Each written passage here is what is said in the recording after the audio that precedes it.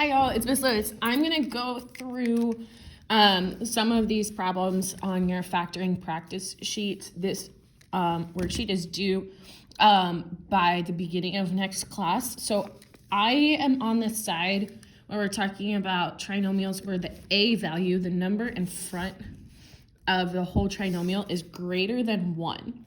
So on the back side, you were working through trinomials where there is no number at the very front or the a value is equal to 1. This is where we use the X method, and then on the back is where we use the bottoms up method. I had some questions about the bottoms up method, so I wanted to make a video so you could practice or you could continue practicing. I'm going to do question number 3 and 5. That way you can see it, and then you can go ahead and work on the rest of them. So question number 3, I have, this is question number 3, 3n squared minus 8n plus 4. Right away, I notice that my a value is not equal to 1, so I can't start using the X method yet. But what I can do is use the bottoms up method. So we're using the bottoms up method here. First step of bottoms up method is to multiply this first number times the last number, or your a times your c value. When I do that, my goal is to get rid of this 3. So I have n squared minus 8n, 3 times 4 is 12, and that becomes my c value. Now, if you notice, I have an a value that's equal to 1. I see that because I don't have a number here in front of n squared. This step is when I can start using my X method. So just like you did on the front of this worksheet, I'm going to use the X method. So I'm looking for two numbers that add up to -8 and multiply to get 12. In my head, what I'm always thinking first through is what are some numbers that I can get that multiply to positive 12. So sometimes I make myself a little list. Numbers that multiply to get 12, 1 times 12, 2 times 6, 3 times 4. This gives me a list that I can think through. If you want to use your multiplication table, you can. It's a really, really helpful tool. So I'm looking for two numbers that multiply to get positive 12, but add up to -8.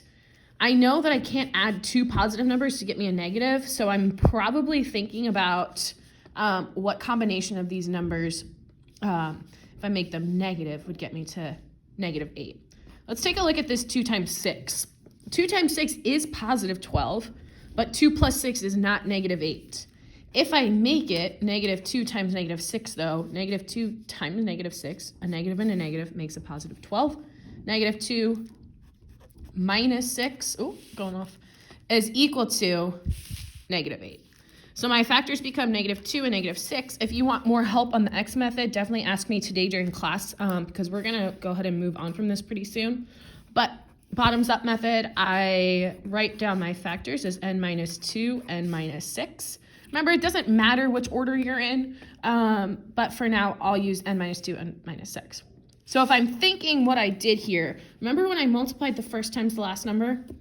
I need to bring back that first number. So I'm going to divide both of my factors by this initial a value, by my 3. Bottoms up method says anytime that I have a fraction, make sure you simplify. I cannot simplify 2/3. There is no way to simplify it.